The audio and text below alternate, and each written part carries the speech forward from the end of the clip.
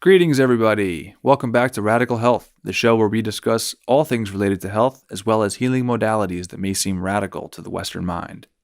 Today, we have a great episode that discusses some very valuable information on how to foster and maintain health in our canine friends without the use of drugs and without depending on the vet.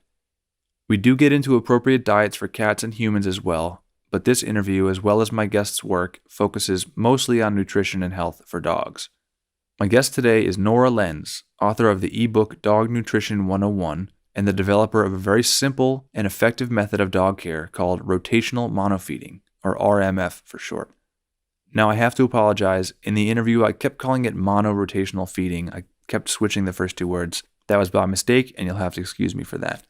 Now, I say this method is effective because there are thousands of people online who are sharing their experience with RMF and who are watching disease in their dogs reverse simply by addressing diet.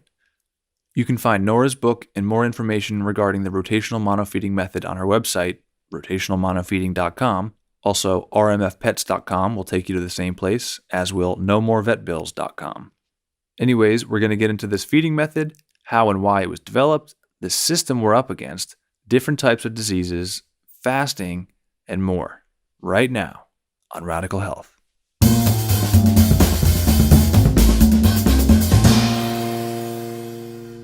Hey, Nora. Thanks so much for joining us today.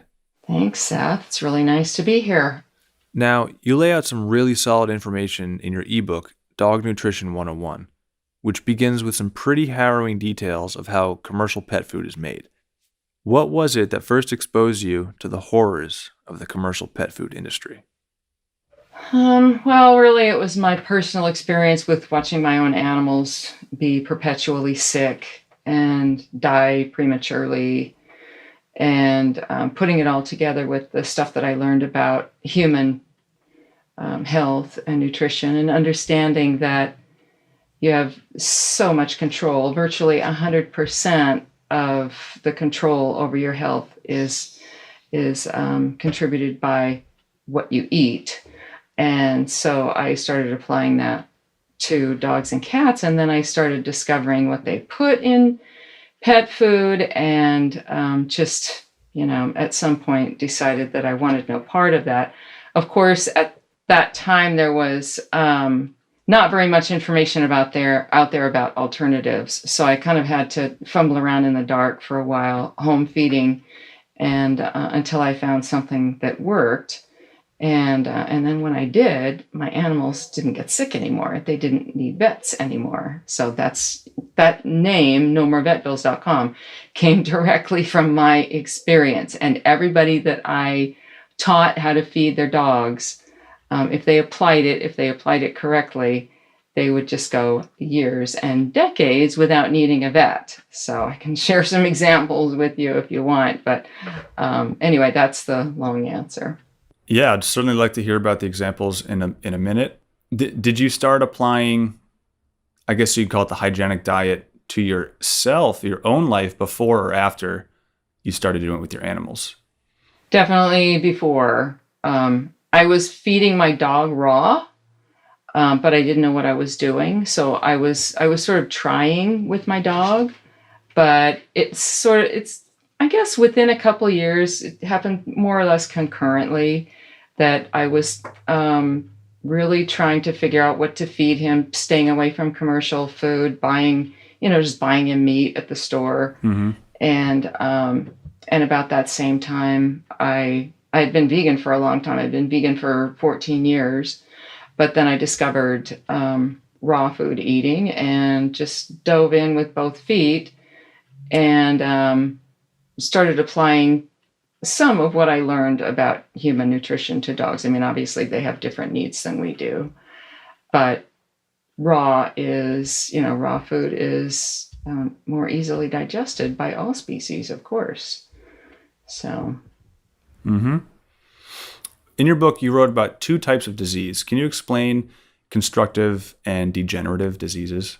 Yes, absolutely. And those are important things to know about if you're going to change your dog's diet. And I tell people, you can just change your dog's diet. You don't have to completely change your disease causation paradigm in your head, but it's going to be really baffling when your dog starts having symptoms after you've optimized the diet.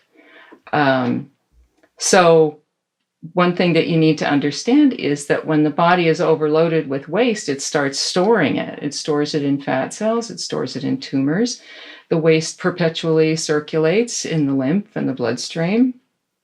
And when you stop putting garbage in, the body can direct its newly acquired energy to cleaning that old stuff out. And it's going to use the same channels that it used before. Like especially if a dog already had a skin problem, you're going to see a continuation of the skin problem. It doesn't happen in every dog. It's very unpredictable. Mm-hmm. But if you do, it's stuff coming out. The stuff has to come out. The old tissues have to be broken down in order for the new stuff, the new tissues to be built.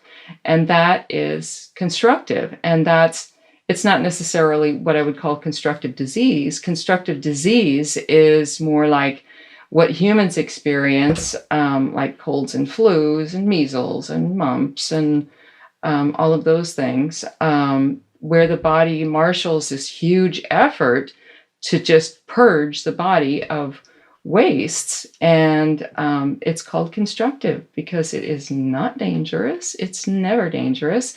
And even when it happens in dogs, it looks a little different in dogs. In dogs, basically, they get lethargic, they lose their appetites, they start vomiting, and they have diarrhea.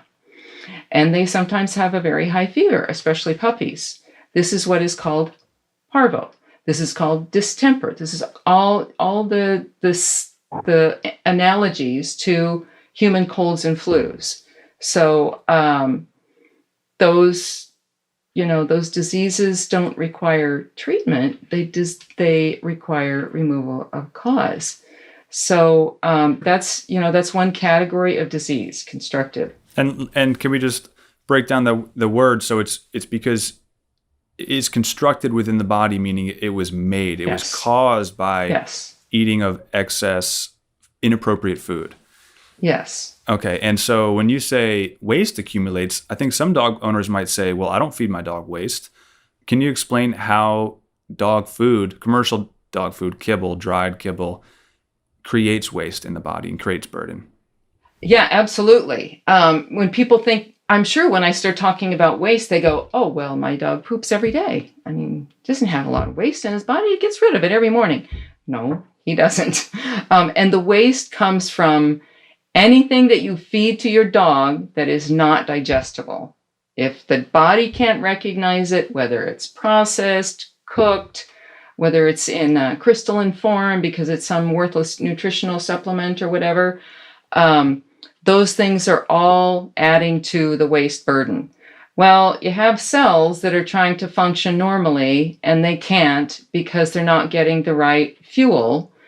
And so they die prematurely. And the parts of the cell that can be recycled by the body are recycled, but there's a lot that the body can't recycle. Like I think it's been estimated that the human body, and probably the dog canine body as well, recycles like 50 or 70% of the protein or whatever. And that's, so it takes away from the need that we have to eat it. So it's constructive in that it is purifying the body. So the body will be better afterwards. And it's probably not the best word. I didn't invent it. But it's a word that I like to use because it shows that it's beneficial. It is beneficial. It's purifying the body. And so this waste that's accumulating from the food that's not digestible and anything else that goes in the body that the body's not able to make use of will contribute to the mess that has to come out at some point. So it's going to happen, it's going to happen more often when the dog is vital, when the puppy is young. Happens a lot when puppies are being weaned from the best food on earth, mother's milk, and going straight to, some people do feed things like other animal milks or some kind of gruel made from oatmeal and milk or whatever. A lot of people do that, stopgap measure before they start feeding puppies full-blown commercial food, but it's still indigestible and it's still going to produce problems. It's going to produce lots of waste in the body. So puppies that are accruing all of this waste in their bodies are going to be they're going to be encountering these symptoms. And if a puppy owner takes the puppy to the vet's going to look under the microscope and see what little beasties might be in there that he can blame. And if he finds this marker that has been attached to the parvovirus, he or she will declare that the puppy has parvo. And then comes the drugs and the anti-nausea meds and the anti-diarrhea meds, and it shuts down all of the body's elimination channels. And so we have puppies die, but those puppies are declared to have been killed by parvo.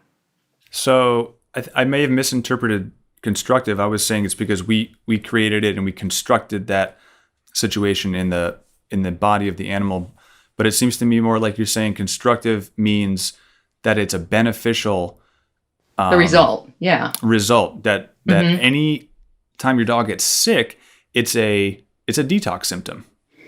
Yes, those symptoms are. Okay, and so because we haven't talked about degenerative disease, that comes later. Right. So constructive diseases are diseases we might think the dog is getting sick from a particular virus, but it's really the body is shutting down in a way, making the dog lose appetite. When a dog loses appetite, it's the body telling the dog, don't eat, which is a good thing. We'll talk about fasting later. So constructive diseases, any symptoms that a vet might call a viral infection. Yes, or a dog flu. They're now, when they can't find the little boogeyman they're looking for, they'll declare that a dog has dog flu. They're trying to sell dog flu vaccines. Or, they'll say feed chicken and rice for a few days or whatever. Some vets will say, fast your dog for a day. They don't do that with puppies because everybody's terrified about fasting puppies. They have this idea that puppies are extremely fragile, forgetting the fact that they evolved in nature where mom didn't come home with food, all the time.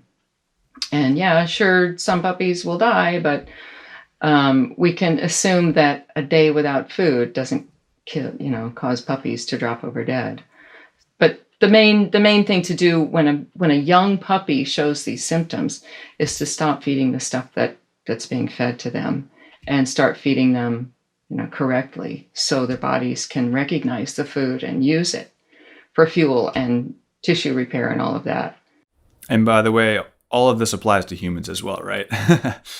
in general. Yeah, it's universal principles here. These principles. So whenever we get a cold or flu symptom or COVID perhaps, it has to do with the material that we put in our bodies before that. And this is just your body trying to get it out, shutting down, becoming tired, losing appetite, losing smell, all signals the body is telling you to say, rest, let the body heal, don't eat anymore because eating is what got you here.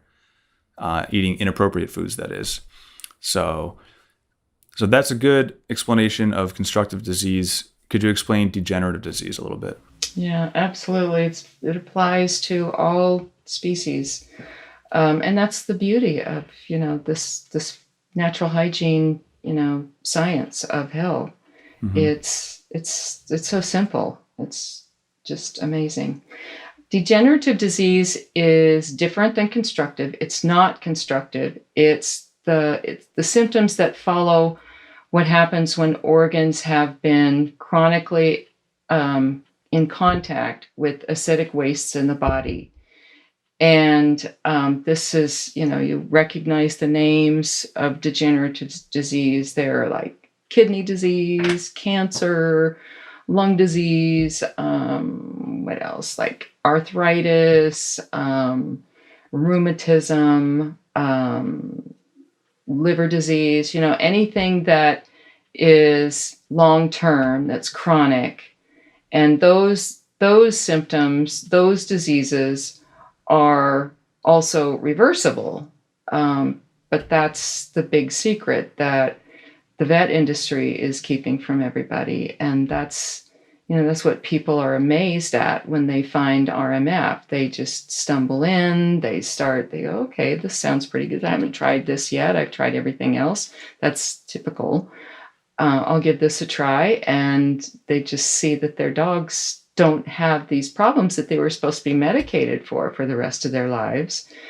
And so it's impossible to say when you're going into proper feeding with a dog that has some chronic condition, whether it's reversible or not. And that's a big mystery. Nobody knows. A vet doesn't know. I don't know. The owner doesn't know. Even the dog doesn't know.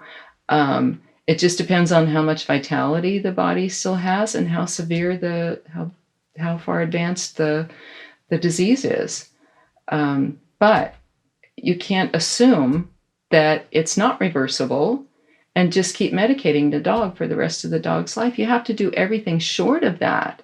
That's failure, in my opinion, when you start treating symptoms or trying to manage symptoms. And that's why I've worked so hard on the Facebook groups and among my subscription group members to get people away from remedies and to get away from that thinking of when they see a symptom, it needs to be treated. It's just so harmful. The only thing that it is good for is putting money in that industry. Separating you from your money is the only thing that is good for, because 90% of the time, what needs to be done is the causes need to be removed, and then the healing will either happen or it doesn't happen. If it doesn't happen within a certain period of time, say 6 months or a year, I mean, let's face it, disease doesn't get there overnight, and it doesn't go away overnight either. It just doesn't work that way.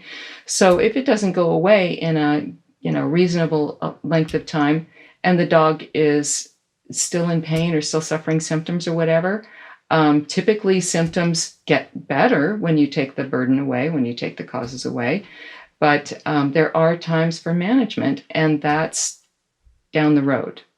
That's a last resort. It should be a last resort. And it would be in a sane world. Yeah. So degenerative disease is at the end of the dog's, how do I put it? I guess detox cycle where organs have shut down to a degree because they've lost so much vitality trying to rid the burden that they've accumulated. Yeah, they can't. I mean, a lot of times people will shut down their symptoms, and they'll shut down the symptoms in their dogs. They won't allow themselves to have a cold.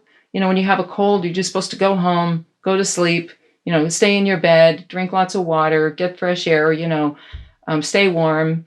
And people don't do that. They can't take time off work or whatever. So they take remedies to stop their symptoms, and they're shutting down that elimination channel. So at some point, the body just says, why should I bother trying? They're not going to let me, she's not going to let me continue with my purification efforts. So the body just sort of says, okay. And the waste stays in. So, and if it stays in, it harms organs.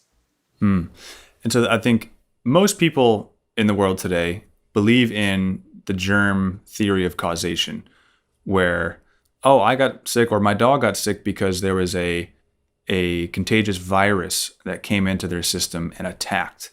However, we're starting to dismantle that paradigm because it is those virus particles that are present after the disease manifests. Is that correct? Well, they're present all the time. They're present everywhere. They're in everything. It's just a cell breaking down. And who knows what these virologists are actually looking at. These particles are so tiny, they're irrelevant. They're completely irrelevant. They're like wondering, how the garbage got into your garbage can and thinking that you can find out how it got there by putting the scum at the bottom of the can under the microscope. No, that's not the reason that your body is sick. It's just a particle of cellular debris. It's the part of a cell that's dying. It's either going to go out of the body, as waste, or it's going to be used by another cell. And I can't really reconcile all of what they claim, what virologists claim, but if they have ever seen a particle going into a cell, it was not invasion.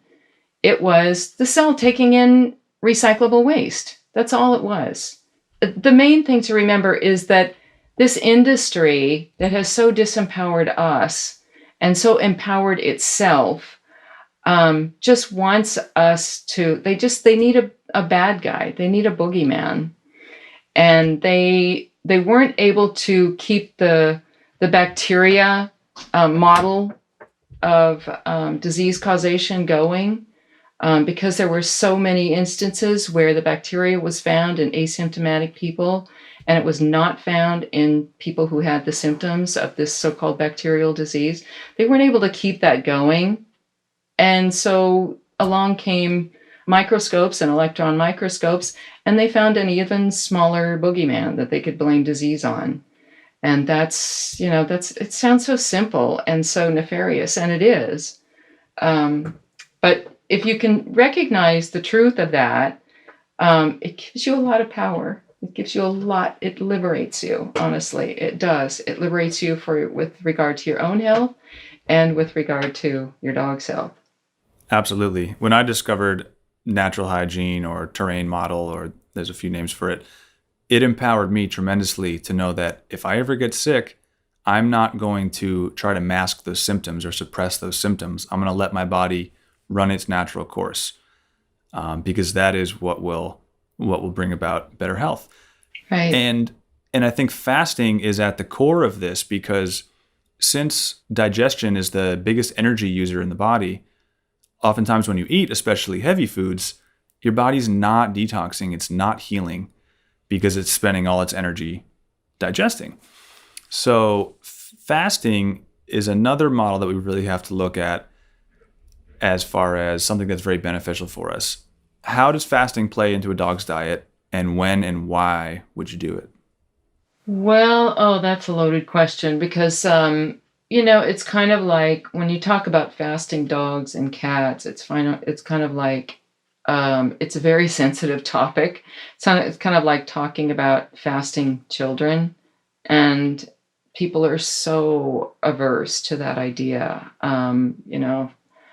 Fasting a child, fasting a dog, withholding food from a dog, especially a dog that's, acting hungry or displaying behaviors, these feed me behaviors that dogs have learned and developed.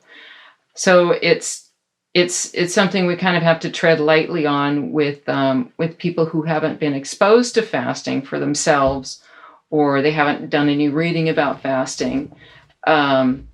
But it's always the best thing to do from a physiological standpoint, because whenever you can decrease the body's burden, it's going to be able to move waste out more efficiently through those channels, whether they're primary channels like the colon and the bladder or whatever, or secondary channels like the ears and the skin in dogs. So, but there are just so many success stories around fasting. I mean, I've fasted lots of dogs myself. The condition that really responds the best to fasting is some kind of localized inflammation. So whenever you have a dog that has plenty of reserves, and that's another topic, fuel reserves on their body, when their bodies just get to a point where they have to start sending waste out through some other avenue besides the primary channels of elimination, very often what you'll see in the dog is a sudden ear inflammation or a localized hot spot on the dog's body, or a swollen eye. Sometimes they'll just wake up and their eye will be completely closed. I've seen that before. And those kinds of situations really respond well to fasting. I've had a couple of them that I've fasted dogs for, and I know of many others who have done the same. And it generally takes at least 5 days. And that's still a horrendous thing for most people to hear, that the best way to approach a problem in your dog is to stop feeding them for 5 whole days. I mean, it's a long time. And you kind of have to have confidence. You have to know a bit about fasting to be okay with it. Like I said, the people who have fasted themselves and know that they don't drop over dead when they fast, when anybody fasts, like the medical profession wants us to think we will, they're the ones that go into it understanding and knowing that they have to just wait until the symptom abates, and that's decided by the body. But those kinds of conditions respond really well. Now, we've had a couple of dogs, a few dogs, it's still a rare situation, but when dogs are heavily medicated with these new skin, they're called allergy drugs. The brand names are Apoquel and Cytopoint, and there's some others that are intended to they're intended to stay in the body long term, because consumers don't want to have to put something on their dog once a day. They want to put it on their dog once every 3 months. So they're making these flea repellent type things, pharmaceutical flea repellents that you put on the dog every month or every 3 months or whatever, and they're meant to stay in the body for a long time. So, and the brand names are Trifexis and Frontline and Bravecto and all of those. They can create a real mess when it comes to detox symptoms, where a dog doesn't get better when they start feeding properly. They don't get better for a long period. I mean, it takes sometimes a year or even 2 years. And sometimes you will see a previously allergic dog responding to the same seasonal triggers, but every season they will become less and less responsive to the trigger or reactive to the trigger.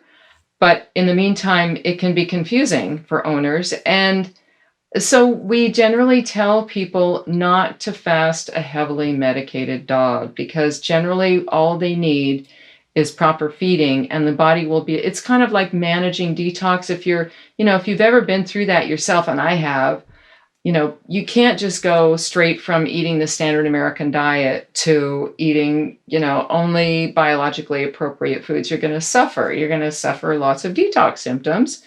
And it's unpleasant, but it's easily manageable. You just keep a little bit of what you used to eat in your diet, and give your body a little more work to do so that it can't devote so much attention to internal house cleaning. And it's the same with dogs. You feed them closer to what they were eating before.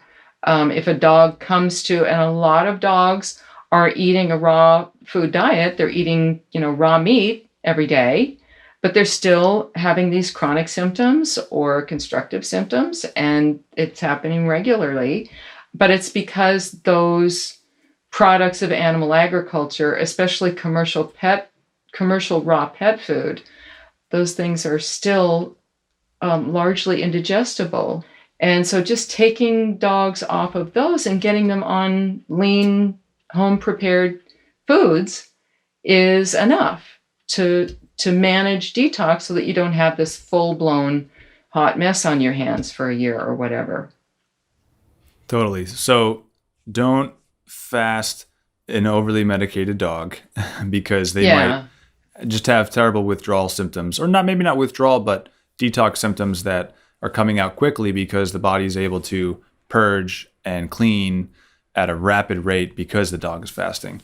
Right. And you would think that in that case, the body would be able to enlist the primary organs and wouldn't need to send stuff through the skin. But these wastes are just, these products are so acidic. And I mean, that's all I can assume, that they're just so acidic. They come through the skin, and they cause inflammation of the hair follicles, so the hair falls out, and they just create a mess. So yeah, if we can keep people from getting on that stuff in the first place, that's ideal. But the vet industry is pushing them really hard, and people think that they're miracle drugs. So, right.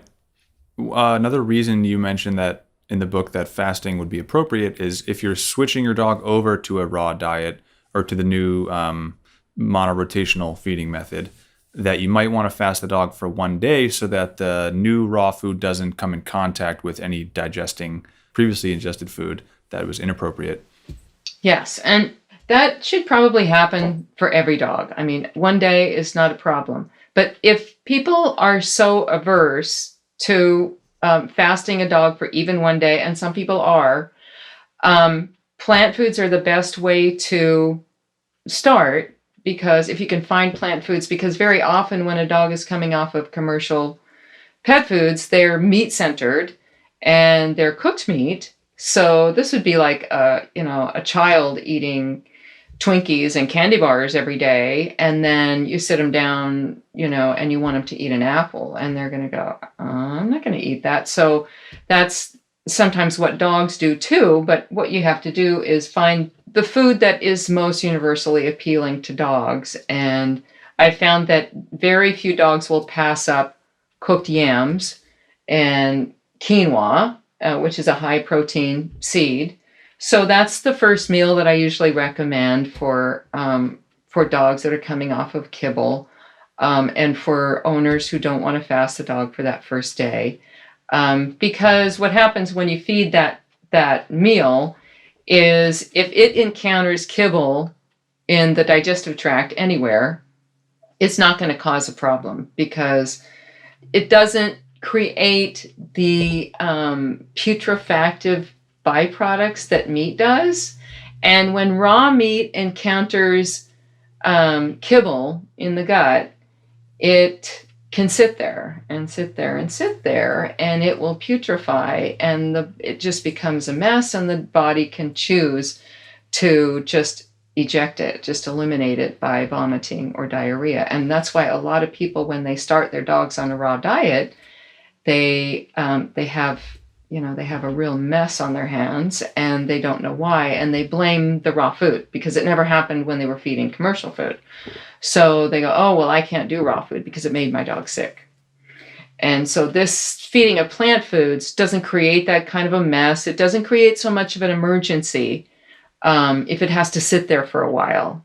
So, and then, the next day, plant foods tend to come through the body pretty quickly. So by the next day, you're going to be seeing orange poops, and that's going to tell you that the digestive tract is clear of kibble, and then you can feed whatever you want to after that within the scope of rotational monofeeding. And we have a list of acceptable foods. Okay. So what I'm getting from that is you don't want to go straight from kibble to raw meat without either a day of fasting or plant foods in between. Right. Okay. And then just so we can help allay some fears, if a dog owner is listening to this and they're scared of fasting their dog, because a lot of your methods are based on their lives in the wild as foragers. Did dogs fast in the wild, and would they ever go days without eating? Yes, it is normal, because, it's not like we don't have any information about wolves. We track them. We track everything that they do. There's researchers out there living in the field watching everything they do. These researchers, unfortunately, don't realize the significance of following feeding behaviors, but these things do get mentioned in their research. Wolves are observed going weeks sometimes without eating. They will hunt and hunt and hunt. They will look for food. They will find previously scavenged carcasses, and sometimes that means just old dried bones and hide.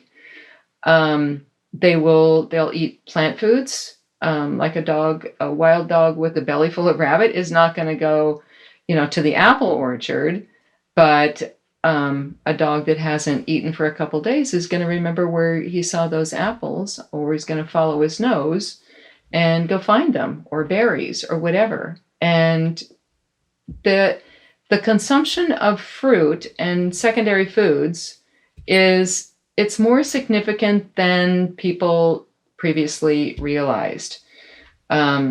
that observation is part of where my methods come from. Because the problem with the biggest part of disease causation in dogs is this food, obviously, and even if it's like what we refer to as prey model feeding, it's still going to be very fatty, and that's not something that dogs in the wild eat. They don't eat fatty foods. They eat lean foods. They eat extremely lean foods. I had an encounter with a wild rabbit last week. A dog that I care for regularly chased one down and killed it. And when I managed to get it away from the dog, of course it was dead. But I brought it home because I wanted to see, what this wild rabbit carcass looked like. And I've seen pictures of wild rabbit carcasses. In fact, I have a photo of one in my book. But it was extremely lean. It looked nothing like anything you can buy on the commercial market. So that's the dilemma. That's what we're up against. This thing that I was looking at on my counter is what dogs evolved eating, not that thing that comes from the farm. And that's a problem, but it's a problem we can get around by by fasting and feeding secondary foods. So the feeding of secondary foods in a dog that has been so overloaded with these products of animal agriculture, regardless of what kind of food they're eating, that constitutes removal of cause. To have a dog eating meat, once or twice a week, and then it doesn't matter so much that it's a fatty product that comes from animal agriculture, because number one, you can trim the fat, and number two, they're only getting it, once a week, twice a week, 3 times a week, whenever people want to feed it. But overall, so the overall concentration of these fats and other wastes that the body can't make use of is much lower in a dog that's eating plant foods 2 or 3 days a week, or getting fasted 1 or 2 days a week, or whatever. All kinds of possibilities there. Yeah. Let's talk a little bit more about the secondary foods, or did you call it secondary plant foods? Mm-hmm. Because that includes, like you mentioned, cooked yams and quinoa, which people might say, well, if this is supposed to be based on nature, dogs never ate cooked seeds or cooked root vegetables. Can you explain why sweet potatoes or yams and quinoa cooked can be beneficial for a dog's diet? Well, even if you fed a dog nothing but those foods for, say, a week or 2, it would still constitute removal of cause, because our task is, so here's the problem that we're facing. We have to feed our dogs. They are carnivores. They are facultative carnivores, which means they will eat meat primarily, but they will also eat in a way that's very similar to an omnivore. So they're closer to that omnivore classification. But the inclusion of these cooked foods in the diet, in my methods, are about tackling that problem of how are we going to find foods that dogs like, that they can digest, that owners have access to, that they can afford. There's all kinds of criteria that we have to use to find other foods besides those products that are coming from animal agriculture. And cooked yams, they're extremely palatable by dogs. They're extremely digestible by dogs. You put a pile of those things in your dog, and what comes out is much less than what went in. So we can assume that they made use of it. I have fed quinoa to my own dog without any disguising whatsoever, and she will eat a bowl of quinoa. And my dog is very discriminating. She doesn't eat everything. So these foods are secondary because dogs are primarily carnivores. We don't see any dogs in the wild eating only plant foods. There are no dogs in the wild eating only plant foods. They all eat primarily meat. But we can use the fact that they like secondary foods, that they have filled in their scarcity gaps with plant foods, with these secondary foods. We can use that fact to our advantage because it allows us to keep from overloading them with these products of animal agriculture. And people do not have to feed cooked food at all. You can feed raw fruits. Vegetables really need to be cooked. Dogs are not vegetable eaters. You may notice if you feed your dog a carrot that it's going to come out in the same chunks that the dog chewed it into, which means it didn't get used by the body. It didn't get digested at all or broken down. You'll see, just large pieces of carrot. But if you cook the carrot, especially if you cook it very well, that's different. And carrots aren't the best example because they can be hard even when they're cooked. But anything that humans have to chew and chew and chew and chew, like I love jicama when it's, especially in the fall when it's young. And I was feeding it to my dog for a while, and then I noticed that it was coming out in chunks. And so I thought, well, I better not feed it to her anymore. And I noticed myself, when I eat jicama, you kind of have to chew and chew and chew. Mm-hmm. And so that means, and dogs don't masticate their food like we do. Our digestion begins in the mouth. It has to mix with saliva before we even swallow. And that's our process. Their process is just put it in the mouth, sort of make it lubricated with saliva so that it will slide down the esophagus. That's all saliva does in a dog's body. The digestion begins in the stomach. So they're all about just getting it into their stomach quickly. And just another little note on that, dogs eat like a human would if they were really hungry.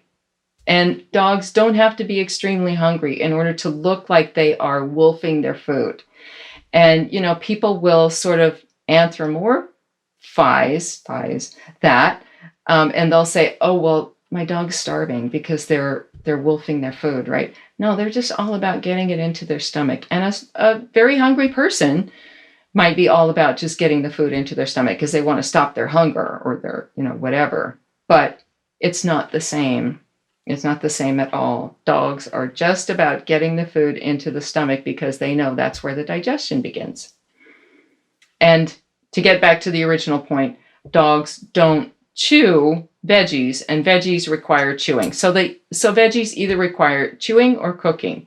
So that's why ripe fruits are the best foods, secondary foods for dogs. And they're the ones that we see dogs eating in the wild. We see them eating berries and apples and figs and plums and grapes. Yes, believe it or not. And all mangoes. We see them eating coconuts. We see dogs eating all kinds of fruits in the wild. And you can look it up in all of the wolf data. It's all there. Just doesn't get talked about very much. So I think a lot of dog owners do recognize that their dogs love fruit. But for some, that might seem weird. Oh, you feed your dog bananas or apples or watermelon. What are some of the best fruits for dogs? I mean, you mentioned a few. You mentioned figs and mangoes and apples and berries. What else besides those? Well, there's some criteria to look at because it's not just a matter of what's most digestible by the dog. It has to be available by the owner. It has to be ripe. It has to be, accessible, whatever.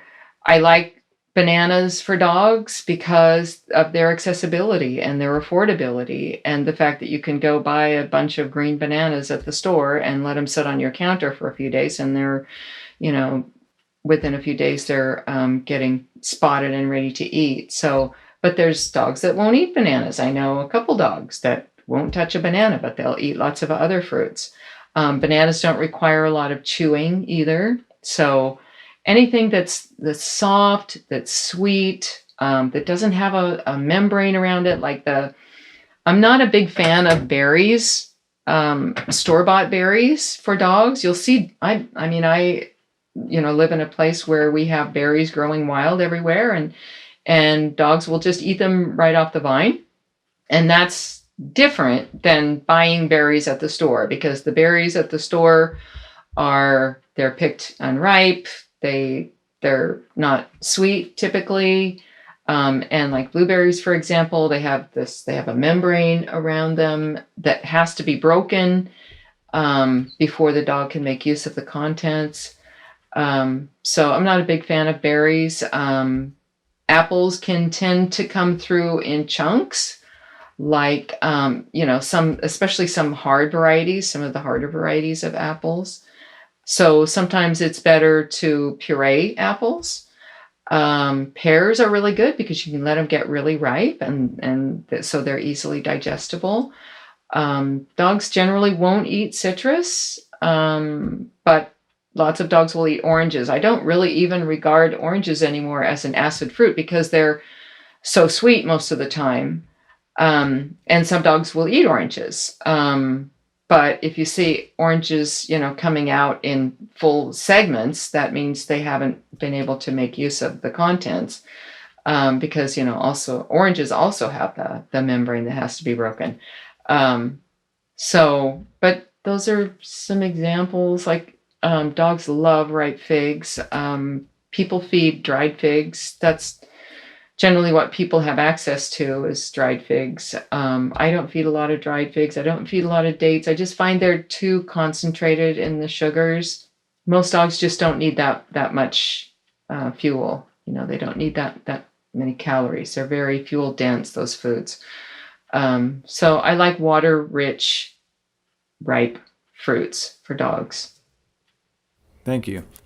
Let's talk about the monorotational feeding method and break apart those first two words because they're really important.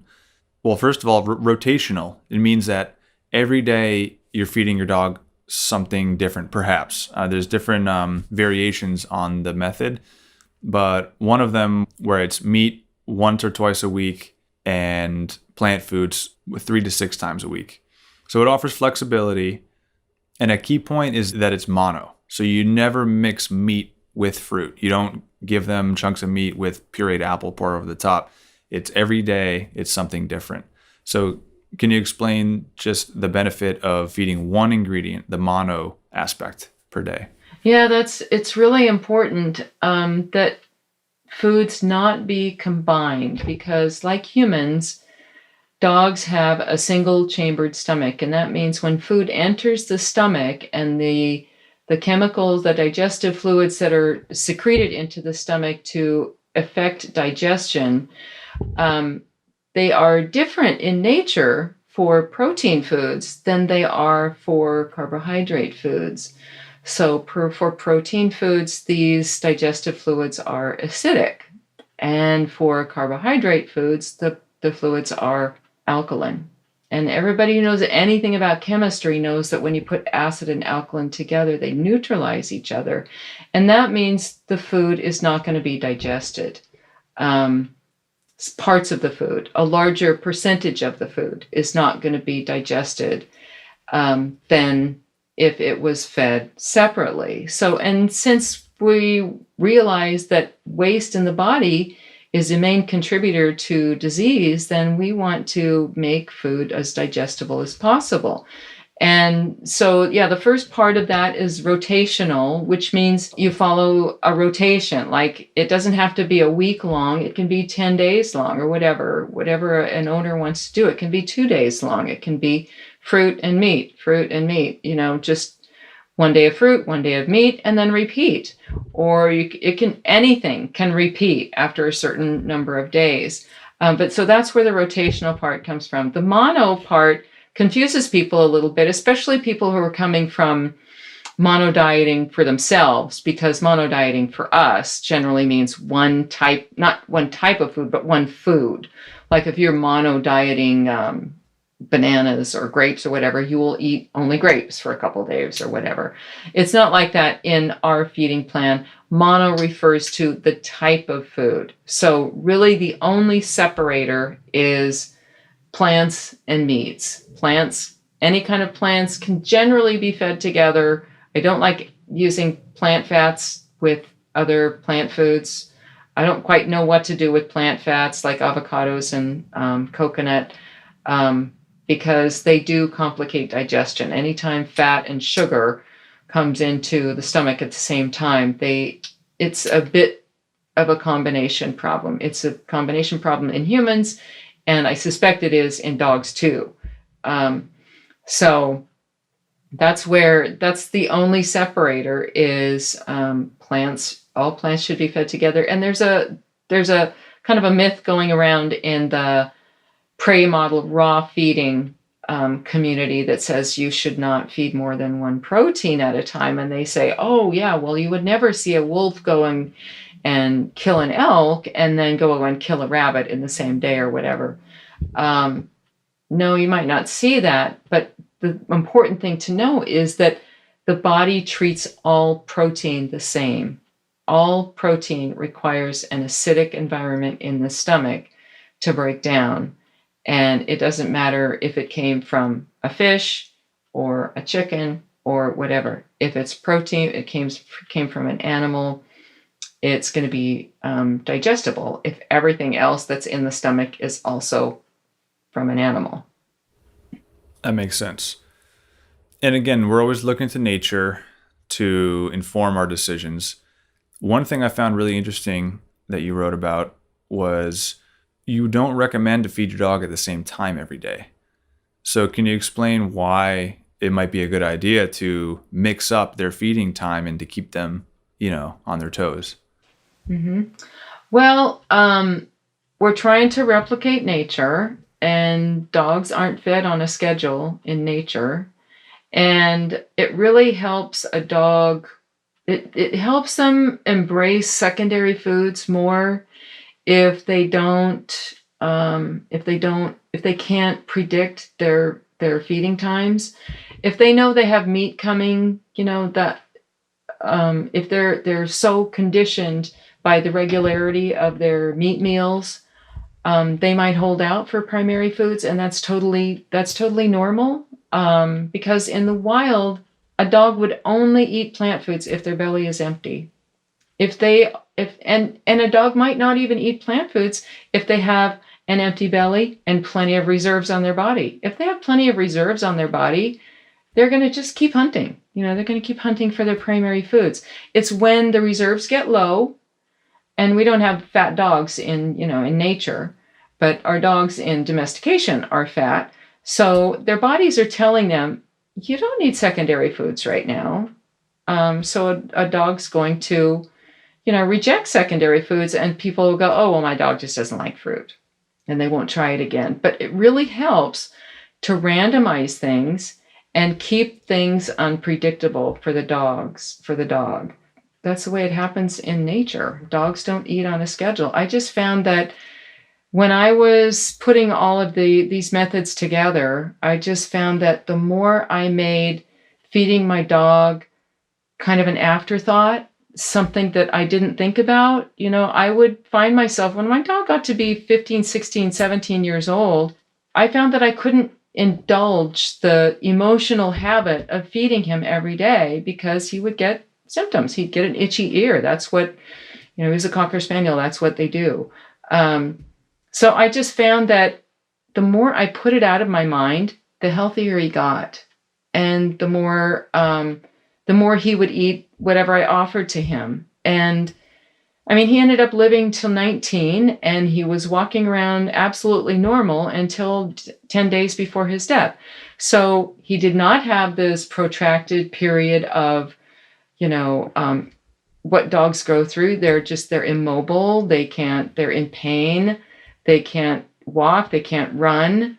They can't function normally. Sometimes it's, in my previous dogs, I had that situation for months or years before the dog finally dies. But that's not normal. Normal is when the dog lives to a very old age, and then an organ shuts down, and 10 days later, the dog is dead or less. That's normal death.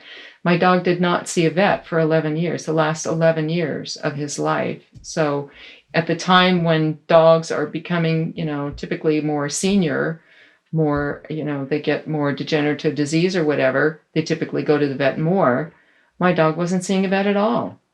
And it was so empowering to know that when I saw a symptom in my dog, I knew exactly what to do. I didn't have to even think about a vet. I knew exactly what to do. Oh, my dog's got an itchy ear. I better fast him today, or whatever. It's so easy, and the vet industry have just turned people into absolutely. They're just dependent babies because they're like, oh, what should I do? My dog has a symptom. What should I do? They don't understand that they have so much power. They have the power, and that's what I want to give to people. Yeah. No, this method is very empowering. How do you recommend going about talking to friends and family about this when things like kibble and pharmaceuticals are so ingrained into our culture? It helps to introduce people to the befores and afters, the testimonials where people say, I tried everything. I threw everything at my dog that the veterinary industry had, and nothing worked. And, pictures of dogs before and after, pictures of bulldogs, who are sitting around. You can just tell that they're just obese. They can hardly get up, right? They're sitting on their haunches. And then in the after picture, they're alert. They're sitting up. They're ready to go. They're svelte. They have a waistline. Even bulldogs, typically, especially English bulldogs, don't have a waistline. So seeing those things can help.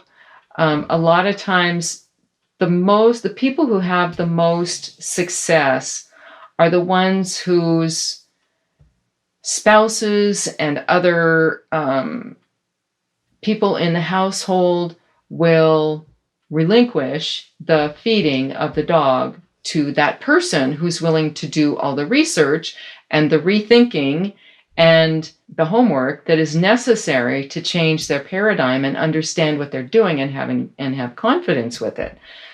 Those are the people that have the most success.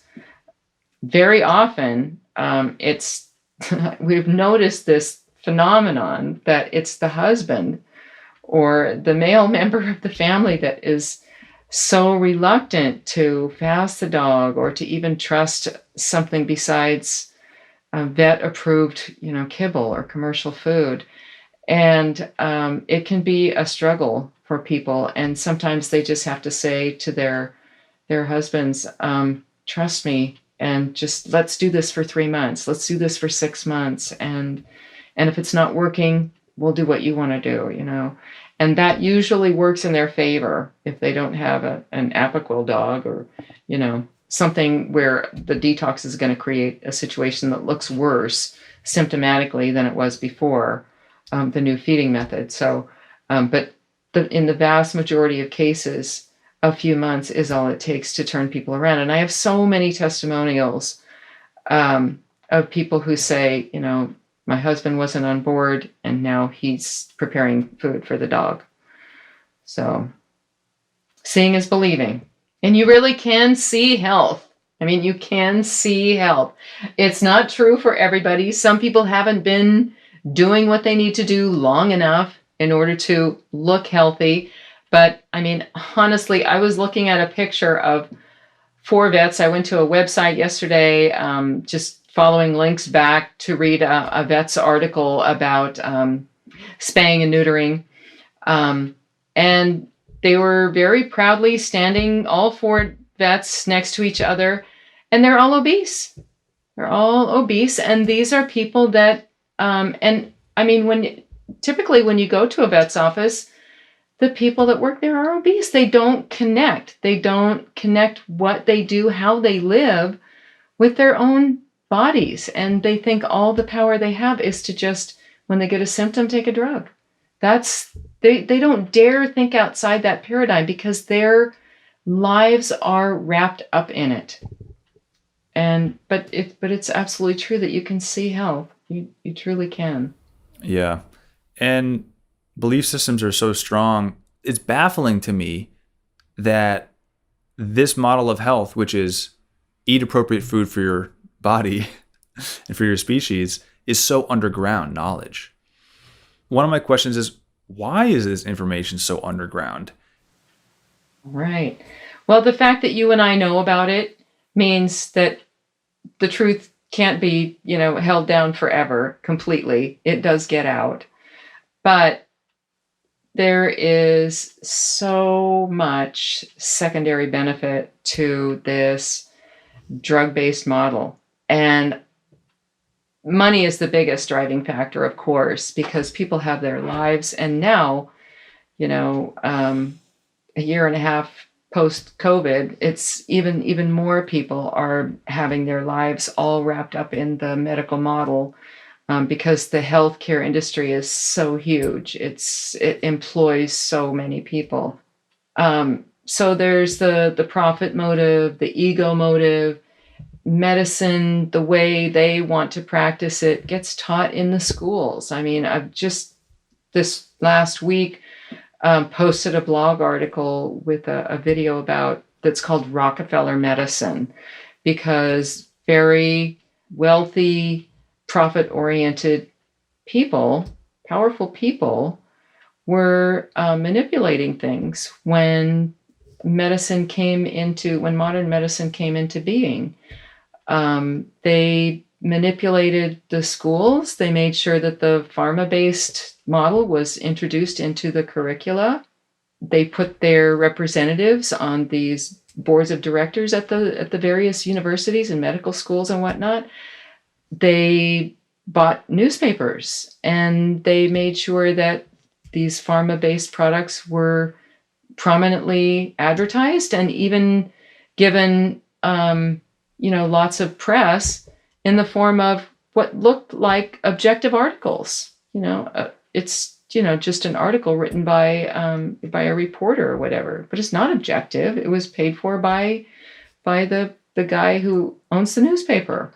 So all of these things created this situation now.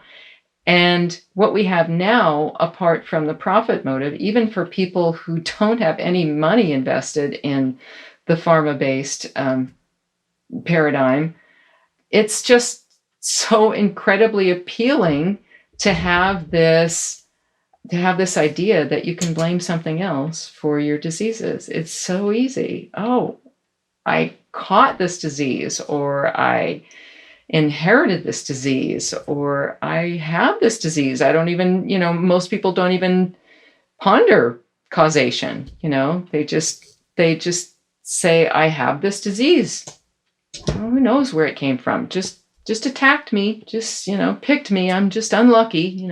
Bad luck and bad genes is, the farthest people are willing to go in that regard. But so when you combine the profit motive together with the lure of knowing that when you get sick, there's a scapegoat there that you can blame, that everybody will accept.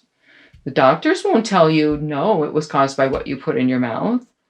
They might tell you, oh, you need to get some exercise, but that's the bone that the medical industry is willing to toss everybody. Sure, go get some exercise.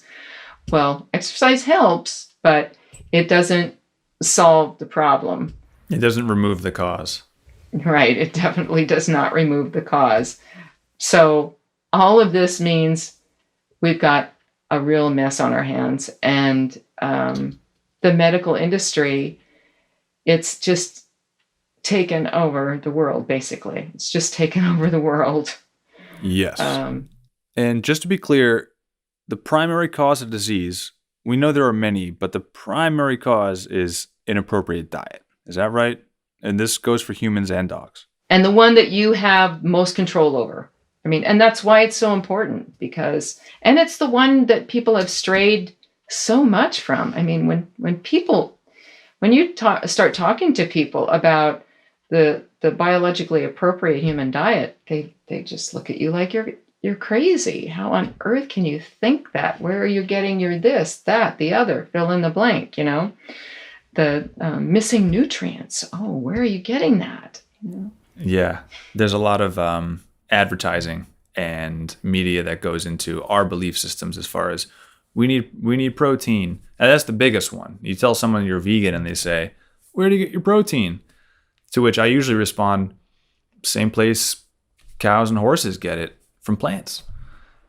Cows and horses and gorillas are some of the most muscular beings on the Yeah. planet, and Those they big don't muscular animals. eat high protein foods. Right. So if somebody has a pet and they want to learn more about this monorotational feeding method, where do they go again? Rotationalmonofeeding.com. And there's an abbreviation. Maybe I shouldn't confuse you with that, but it's RMF. RMF is the abbreviation that we use when we're talking about it. But it's rmfpets.com is the abbreviation. Okay. And what other kind of support groups and forums are there that they could go to? Yeah, I have a public Facebook group. It has like 14,000 members, and then I have a private Facebook group. The public group is what we call peer-to-peer because it's basically unmoderated. It's populated by people who have been doing these feeding methods long enough that they can answer questions from newbies coming in, just in the most basic way. The moderators and I have a team of moderators, and we focus on the private Facebook group, which is only part of the benefits that somebody who's subscribing to the website would enjoy. I make a weekly Q&A video. I do regular interviews with the moderators and with other people. I did an interview with a member who had fasted his dog for 8 days because she had a inflamed ear and hematoma in the ear flap. And it just completely went away in 8 days. So I interviewed him, and blog posts regularly, and I post on the group regularly. When I find something interesting, I post on the private group, and members can communicate with each other. And all of that information about where to join is on the website. Okay. So Rotational Monofeeding on Facebook, rmfpets.com. Go there and check out Nora's ebook. It's got so much information. We touched a little bit on, I wouldn't say everything today, but we touched on a decent amount of things in the book. But it's 100 pages, and it really opened my mind. And this is stuff that I already was coming around to, this concept of natural hygiene and species specific food. But it's well written. It's very detailed, and it's based in experience, which is good. You and the wild model. Right. So it's based in nature, and it's based in your personal experience, bringing dogs back to true health. So It's very empowering. I hope people can check this out and start adopting natural raw diets for their animals. We could talk about cats. There's a section on cats at the end. They're strict carnivores. Is that right? Yes, meat only for cats. They are strict carnivores. They don't care for secondary foods. They don't eat secondary foods. They can't really digest them, so they won't eat them anyway. I mean, most cats won't. You do find a few cats that will eat like a melon or an avocado or something, but typically they don't. Okay. So, but with cats, you just have to. The hardest part with cats is getting them off kibble, because cats don't like change. They like very, very slow change, and they like routine. And when they get hooked on kibble, it can be hard to get them off of it. But I have some instructions in the book, and I tell cat owners that the instructions in the back of the book for transitioning, especially a kibble-addicted cat, and the other information about the commercial pet food industry and disease causation in general, with everything that's in the book, it will give you a baseline of understanding so that you can, even though the book is mostly about dogs, it will give cat owners a baseline of understanding too about where they need to go and what they need to be feeding. There's a list of foods that are acceptable for cats. Cats don't do well with fat at all. They need to have very lean food, very low fat food. So, okay, is wet canned cat food any better than dried kibble for cats? Only in that the body doesn't have to make up as much water to process the food, because the water's already in the food. But it's, other than that, it's like kibble with water added, basically. So it's almost equally as detrimental as feeding them kibble. Yeah.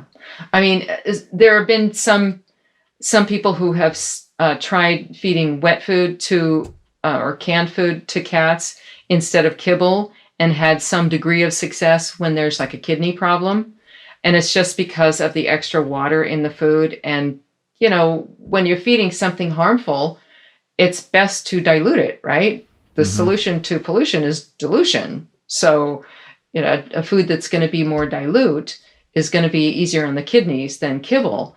So if you have a cat that's suffering kidney disease that's not very severe, you might have some success just feeding wet foods instead of kibble.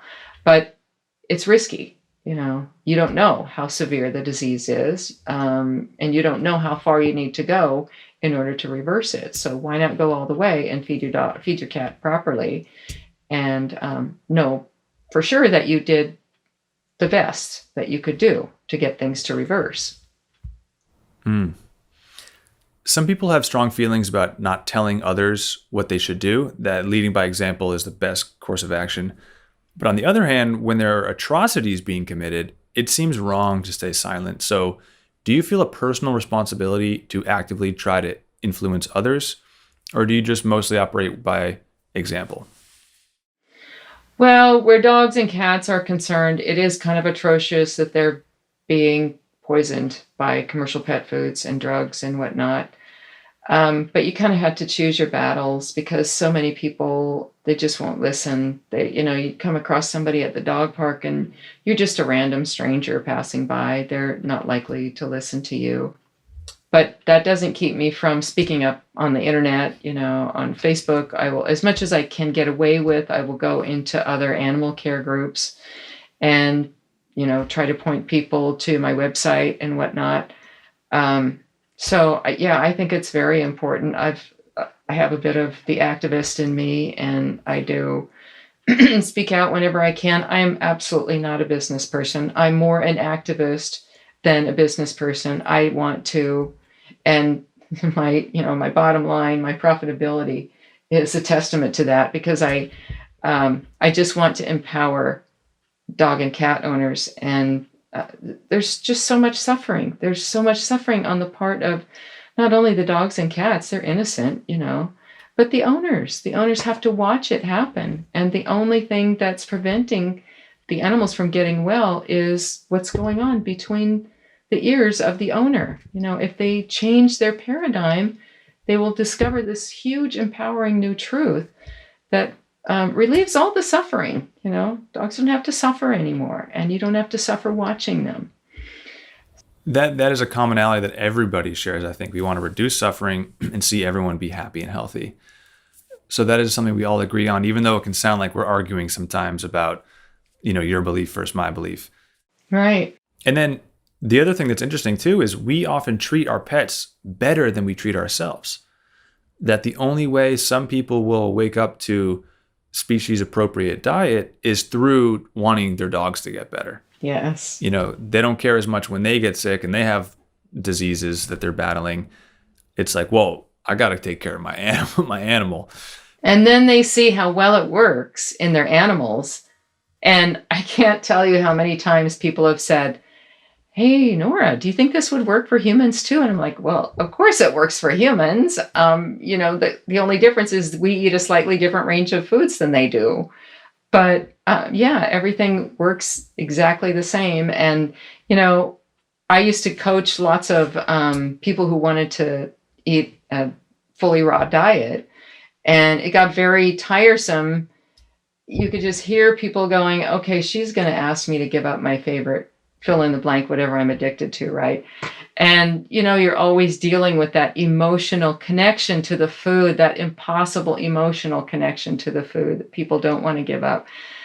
I mean, with dogs, it's completely different. You tell them what to put in the bowl, they put it in the bowl. There's no emotional impediment, it's at least it's a lot less of an impediment than it is with human diets. And then once they see how well it works in the dogs, then they go, okay, well, yeah, I better give some more serious thought to how I'm treating myself, how I'm feeding myself. And I think I came to this the opposite way. I'm looking into how do we promote and sustain health for humans. And then it's, oh my God, there's this whole science of health for dogs that we should be really checking out so that we can free ourselves from the medical complex, free ourselves from vets. And hey, if the vets do surgery on a dog and it's needed, we don't want to write off animal doctors and animal veterinarians. Right. But when all they want to do is prescribe you drugs and take your money, it might be time to find a new diet for your dog. There is a time for intervention, but those times represent maybe 5% of a vet's practice. 95% is the management of chronic disease. So yes, if you have a dog with a broken leg, get the leg set. If you have lacerated skin, get the skin stitched up. Absolutely. That's not what we're talking about here. We're talking about something else that you're not going to hear from the vets. Do you think there will come a day when this is mainstream knowledge and vets are prescribing dietary changes instead of drugs? I think if that ever happens, it's going to be very middle of the road. The vets are still really fighting it. They have made up this pseudoscience around commercial pet food, and they have dug their heels in. And the public is still clamoring for, instructions on how to home feed a dog, how to raw feed a dog. Go to YouTube and put in raw food for dogs, and you'll see just dozens, hundreds maybe, of videos, people teaching this, and they get hundreds of thousands of views. But you still see vet students and vets making videos warning people about the dangers of feeding raw food to their dogs. And the public's just not buying it. They're just not. You see the same thing with human health too. You tell someone that I've been telling people I'm experimenting with this raw vegan diet, and they say, they get scared for me because they don't understand how appropriate the diet actually is. Right. Yeah. Belief is a hell of a drug, put it that way. Yeah. And belief it's an acknowledgement of ignorance, really, because belief requires no evidence. When you present evidence or even proof to somebody who holds a certain belief, it doesn't reconcile itself to evidence. And that's the problem with belief. You want to operate on knowledge as much as you possibly can. So.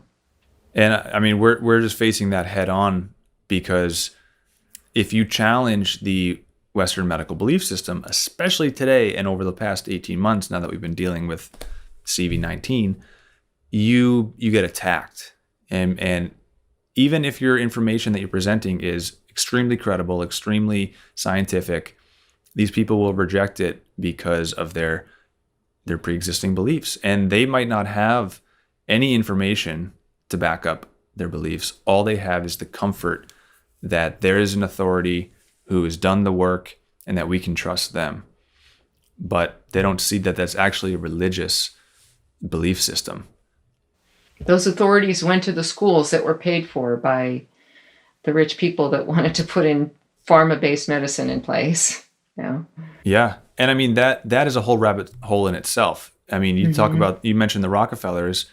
They had monopoly on steel and oil, and with that money, they bought IG Farben, the German pharmaceutical conglomerate, and were able to use the byproducts of the oil and steel industry and turn them into chemicals, isolates, extracts, and drugs. Right. So I just learned that the whole drug industry comes out of the oil and steel industry, and that it is one gigantic complex of monopoly, and not only monopoly on the resources and the money, but the information and the schooling.